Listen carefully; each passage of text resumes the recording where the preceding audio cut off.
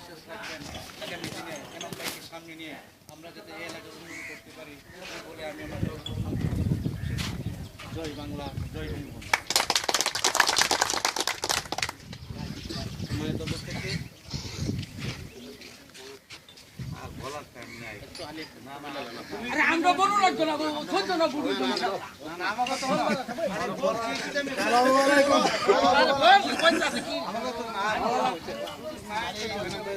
যাই হোক, সম্মানিত উপস্থিতি, আপনাদের সামনে সংক্ষিপ্তভাবে কিছু আলোচনা করবেন আমাদের যে প্রার্থী ইটাপুর ইউনিয়নের সাবেক চেয়ারম্যান মরহুম নুরুল ইসলাম চেয়ারম্যান সুযোগ্য উত্তরসূরি এবং আমাদের অত্যন্ত নয়নমণি ব্রাহ্মণবাড়িয়া সরকারি কলেজের সাবেক ভিপি জনাব এনামুল হক ভিপি এনাম।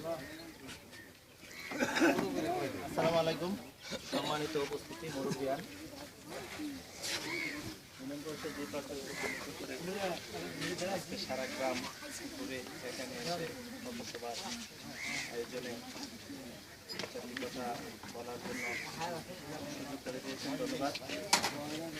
আসলে এই গ্রামে প্রত্যেকগুলো বাড়িতে যাওয়ার পরে নারী পুরুষ সকলের একটাই বাক্য, রাস্তা চাই।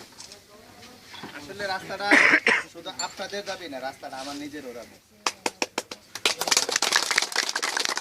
কারণ হলো এটা রাস্তাটা আগে যে অবস্থায় ছিল, এটাকে আমার আব্বাই প্রথম এটা যে মাটি ফেলে বন্যামুক্ত উঁচা করে করছিল, এরপরে আর কেউ এটাতে সংস্কারের কোনো কাজ করে না, হয়তো করে নাই। নুইসলাম চেয়ারম্যানের রাস্তা করে দেখেছি, এটা করছে, নামটা নুইসলাম চেয়ারম্যানের হবে দেখে।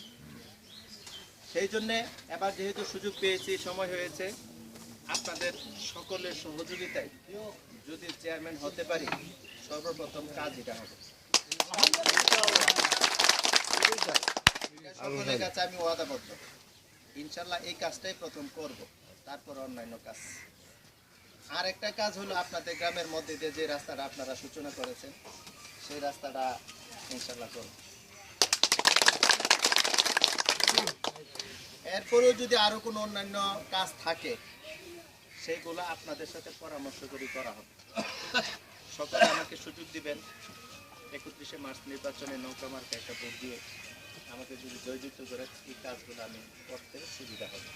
সকলের কাছে এই প্রার্থনা করি, আপনারা সকলে আমাকে ভোট দিবেন, জয়যুক্ত করবেন।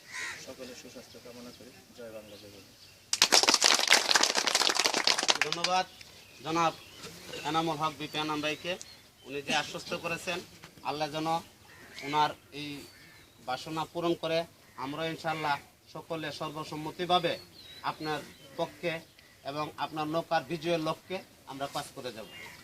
তো সম্মানিত উপস্থিতি, এ পর্যায়ে আমাদের নির্বাচন আসলে অনেক প্রার্থীরা আছে। আমাদের এখানে একজন প্রার্থী উপস্থিত হয়েছে উরফুলিয়া থেকে, মোহাম্মদ সুকন্যা, মহিলা মেম্বারের কিছু বলবে বলার জন্য।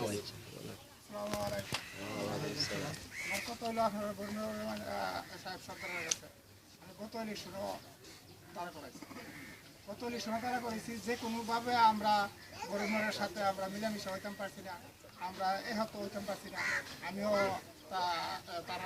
তারা থেকে আমি উদ্ধার করে দিতাম পারছি না, আর তারাও আমরা উদ্ধার করে দিতাম পারছি না। এবারে চেষ্টা করতেছি বা চেষ্টা আছে যে আমরা বিলুপ্তভাবে আমি আপনারা গরিবের সাহেব সরকারের কাছে দয়া করে, আমি গরিব মানুষ, আমি এবার তারা করাইছি, দয়া করে যদি আপনারা আমার এই মহিলা মেম্বারের ভোটটা আপনারা দেন, আমি আপনাদের কাছে দোয়া চাই এবং ভোটটা চাই।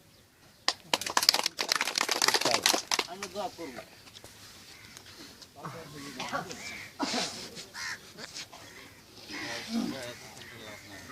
আর কি কব লাভ নাই, আর কত হইতো না, কি কথা আর কি আমি দেখে কথা কইতো না,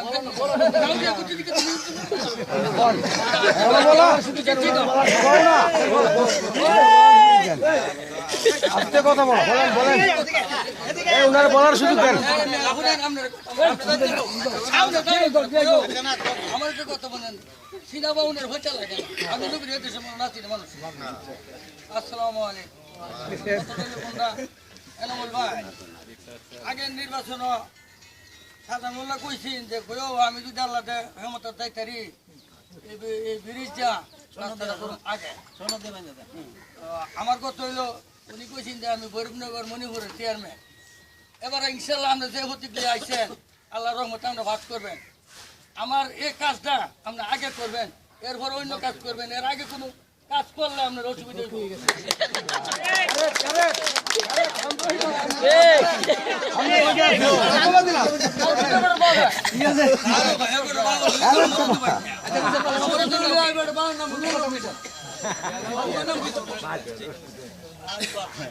সুন্দর আলোচনা করছেন নবিকা। আসলে মূলত যেটা বরুণনগরের নারী পুরুষের যে প্রাণের দাবি, সেই দাবির কথাটা আপনি আরো জোর কণ্ঠে বলছেন, এটা আপনারা অসংখ্য ধন্যবাদ গ্রামবাসীর পক্ষ থেকে। তাহলে আমরা আপনাকে যে আলোচনা করছেন মোটামুটি বৈরবনগর বা বৈদ্যপুরে অনেক লোকজন আছে, বায়নতার আলোচনার অনেক সম্বন্ধে আপনি হয়তো অনেকে